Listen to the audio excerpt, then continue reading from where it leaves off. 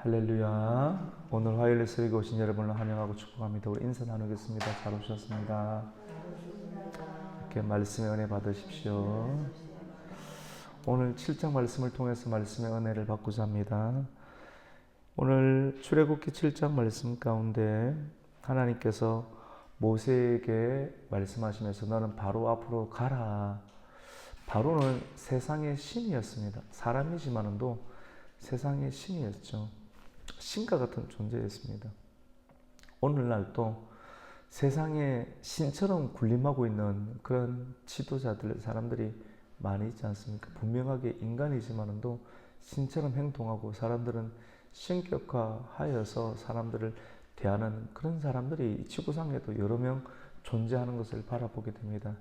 고대시대 바로가 그랬습니다. 분명하게 인간이었지만 그는 그 나라에서, 그 왕궁에서 신과 같은 존재였습니다. 어떻게 그 신을 이길 수가 있겠습니까? 그래서 오늘 하나님께서는 모세에게 이렇게 이야기했습니다. 너는 바로 앞으로 가라. 모세가 두려움이 가득히 있으니까 모세가 40세까지는 왕궁에 있다가 40세부터 또 80세까지는 미디안 광야 생활을 했지 않습니까? 그래서 왕궁에 가서 이야기를 한다. 이야기를 할 때 나는 입이 둔하다. 입이 뻣뻣하다. 입이 둔하다, 뻣뻣하다는 것은 여러 가지 의미로 해석할 수 있는데 첫 번째로는 애굽 언어를 사용한 지 너무 오래됐다라고 하는 거예요. 바로 앞에 가서 어떤 말을 전해야 되는데 애굽 언어를 써야 되는데 유창하게 오늘날로 말하면 영어를 써야 되는데 영어를 사용한 지 너무 오래되었기 때문에 말하기가 곤란하다. 충분히 그렇게 사용할 수 있겠죠.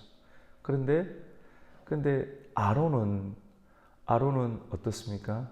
충분히 그 애굽 생활을 오래 계속 하고 있기 때문에 유대인들에게도 이스라엘 백성들에게도 말을 잘 할 수 있고, 그리고 또 어떻습니까?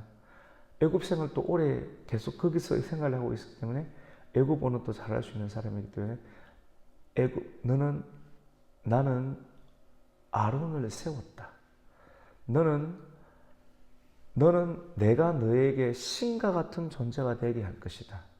신과 같은 존재가 될 것이고 바로와 맞설 수 있는 신과 같은 존재, 성령이 함께하고 여호와의 신이 내가 함께하여서 바로를 능히 이길 수 있는 존재가 되게 할 것이고 내가 너에게 말을 넣어주면 너는 그 말을 누구에게 전하냐면 아론에게 전하고 아론을 통해서 아론이 쉽게 말해서 오늘날로 말하면 영어를 잘하니까 애굽의 언어를 잘하니까 애굽의 능통한 언어로 하나님께서 모세에게 넣어준 언어를 유창하고 능력 있게 모세는 버벅 거리는데 그런데 아론은 유창하고 능력 있게 말을 할 수가 있으니까 근데 그 말의 기원이 어디서 나오는가? 여호와 하나님으로부터 나오고 하나님은 그것을 누구에게 넣어줬습니까?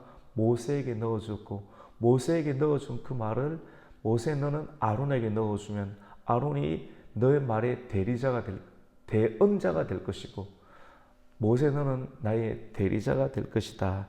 이 말이 오늘 1절 말씀 가운데 나옵니다. 우리 1절을 한번 읽어보시도록 하겠습니다. 시작. 여호와께서 모세에게 이르시되 볼지어다 내가 너를 바로에게 신같이 되게 하였은즉 내 형 아론은 내 대언자가 되리니. 이 말이죠.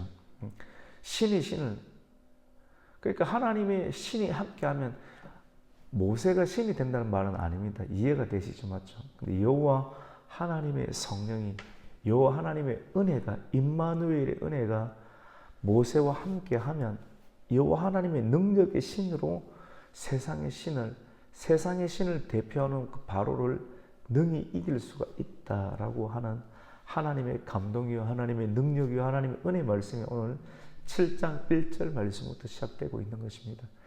세상을 살아가면서 하루하루가 풋풋하고 힘들고 팍팍하게 느껴질 때가 많습니다. 하지만 하나님 여호와라는 말이 나오면 여호와라는 말은 언약과 관련이 있습니다.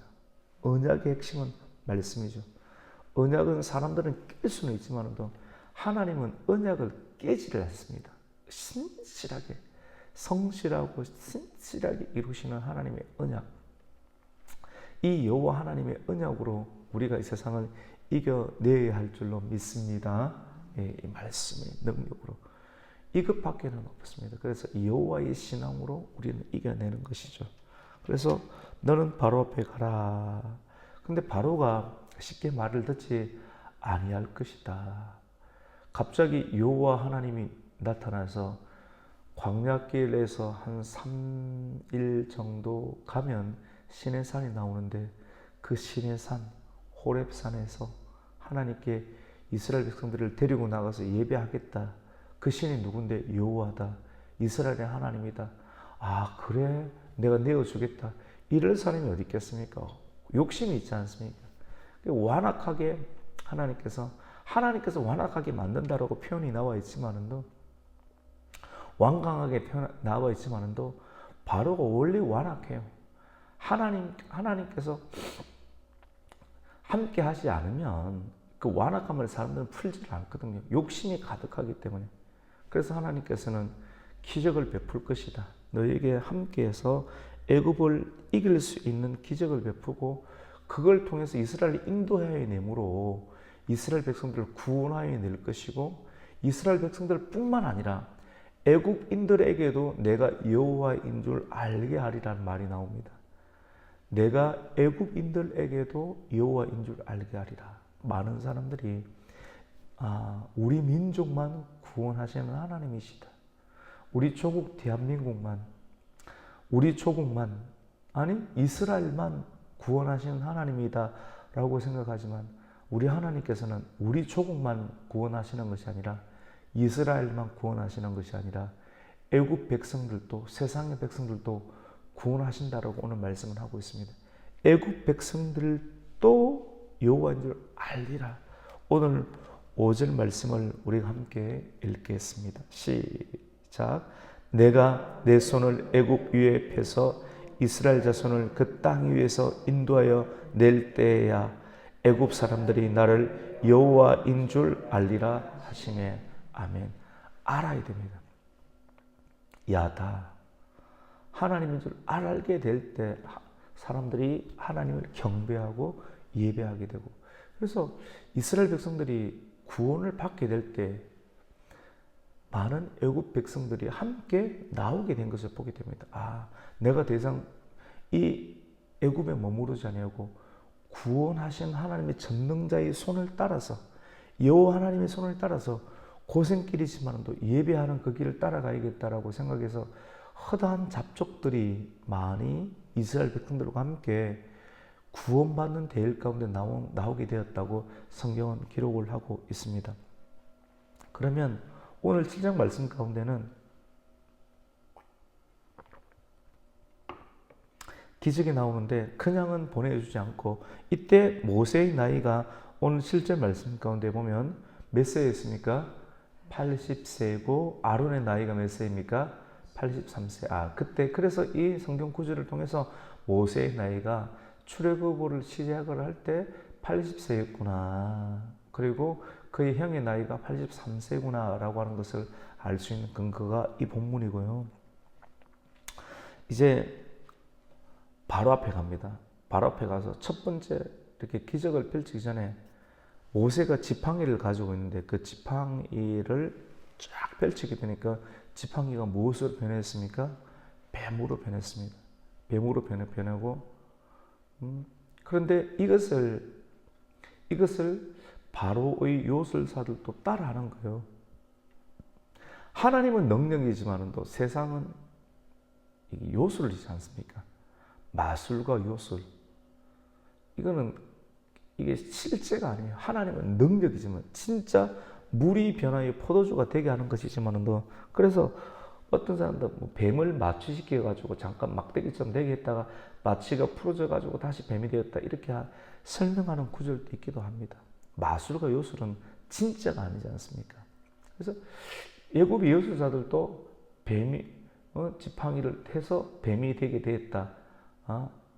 그런 내용이 나오는. 그런데 진짜 능력은 뭡니까? 아론의 지팡이가 아론이 탁 던졌는데 성경에 보면 아론의 지팡이라고 나오거든요. 근데 뱀이 딱 근데 아론의 지팡이가 뱀이 딱 돼버렸는데 근데 그들도 지팡이가 던지니까 뱀이 되었어요. 근데 싸우는데 어떻게 됐냐면 아론의 지팡이가 이 애굽의 요술사들의 지팡이를 어떻게 합니까? 삼켜버리고 잡아먹어버렸다라고 이렇게 이야기를 하고 있습니다.